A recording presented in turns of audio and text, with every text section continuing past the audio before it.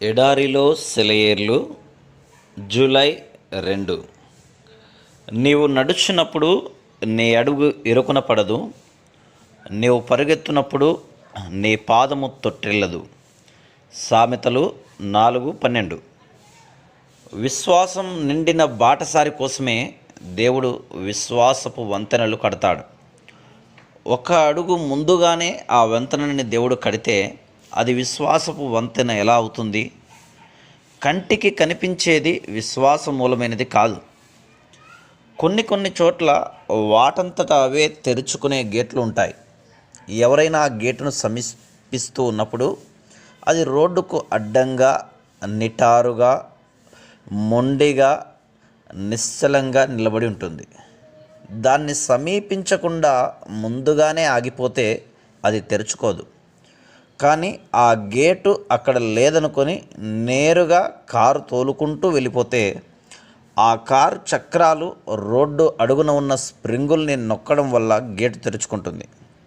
Car నడిపేవాడు సందేహించకుండా gate వైపుకు దూసుకుపోవాలి, లేకపోతే gate మాత్రం అలానే మూసుకొని ఉంటుంది. మన బాధ్యతల రోడ్డు పైన ఉన్న అడ్డంకుల విషయంలో కూడా ఈ సూత్రమే వర్తిస్తుంది. అది తలుపే కావచ్చు, ఒక నది లేక పర్వతమే కావచ్చు. యేసుక్రీస్తు పిల్లలైన వాళ్ళు చేయవలసింది ఏమిటంటే దానిలోకి దూసుకుపోవడమే. అది ఒక నది అయితే నీ కాలు నీటిలో వేసే క్షణంలో అది ఎండిపోతుంది. అది గేటు అయితే నువ్వు దానికి సరిగ్గా ఢీ కొట్టబోయే సమయంలో తెరుచుకొని దారి ఇస్తుంది. అది ఓ పర్వతమైతే సంకోచం లేకుండా సూటిగా దానికి ఎదురుగా నడిచి వెళ్ళిపోతే అది అక్కడ నుండి లేచి సముద్రంలో పడుతుంది.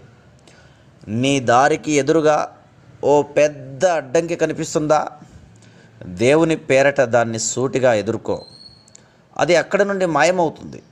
మనం కూర్చుని ఏడవడం అనవసరం.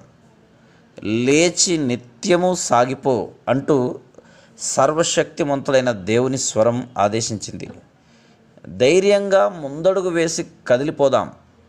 చీకటి రాత్రైనా, అడుగు ఎక్కడ వేస్తున్నామో తెలియకపోయినా మనం ముందుకి సాగుతుండగా దారి దానంతట అదే తెరుచుకుంటూ పోతుంది. సందేహించవద్దు.